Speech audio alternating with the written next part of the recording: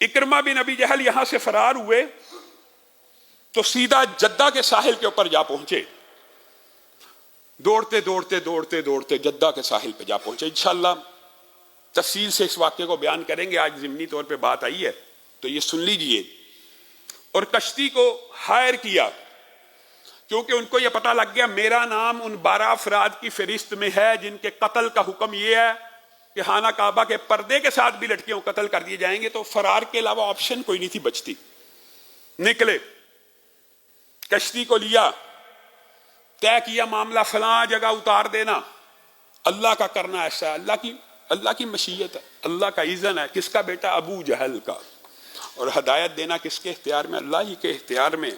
یہ اکرمہ بن ابی جہل اس کشتی پہ سوار ہوئے، کشتی جب کچھ چل پڑی تو طوفان آ گیا، تو کشتی کا سارا عملہ اور سارے کے سارے مسافر جو اکرمہ کے علاوہ کشتی میں سوار تھے، کوئی لات کو پکارنے لگا، کوئی منات کو پکارنے لگا، کوئی عزا کو پکارنے لگا، اے عزا ہمیں بچا لیجئے، اے لات اس سمندر کے اندر ہماری سن لیجئے، اے منات اس سمندر میں ہماری سن لیجئے۔ وہ کشتی کا جو ملاح تھا وہ کہنے لگا کس کو پکارتے ہو؟ یہ سمندر ہے، یہ اندھیرے ہیں، یہ تاریکی ہیں، یہ ویرانے ہیں، یہاں پہ اگر کوئی سنتا ہے تو عرش کا ایک رب سنتا ہے، اس کو پکارو۔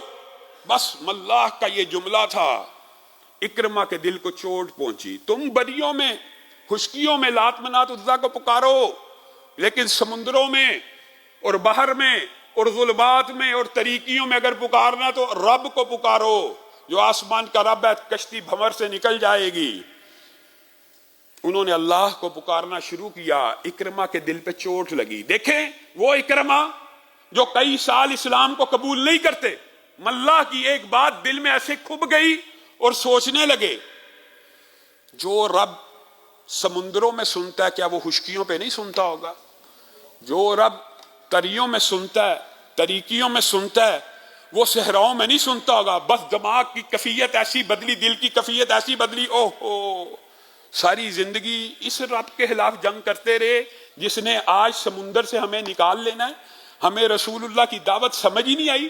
رسول اللہ بھی تو یہی کہتے تھے کہ خشکیوں میں بھی اس ایک رب کو پکارو جو تمہاری پکاروں کو سنتا ہے۔ آج اگر یہ ملاح کہہ رہا ہے، ملاح کو کہا رک جا، کشتی بھی بھنور سے نکل آئی، کہا واپس جانا ہوگا، کہا یہ کرایہ لیا ہوا سب سے، کہا سب کے پیسے میں دوں گا، واپس مجھے اتار، میں رسول اللہ صلی اللہ علیہ وسلم کے ہاتھ کے اوپر اسلام کو قبول کرنا چاہتا ہوں۔ یہ اکرمہ بن ابی جہل کا ٹرننگ پوائنٹ تھا۔ پھر کیسے وہ رسول اللہ کی بارگاہ میں گئے، یہ انشاءاللہ آئندہ آنے والے خطبات میں اس بات کو بھی رکھیں گے۔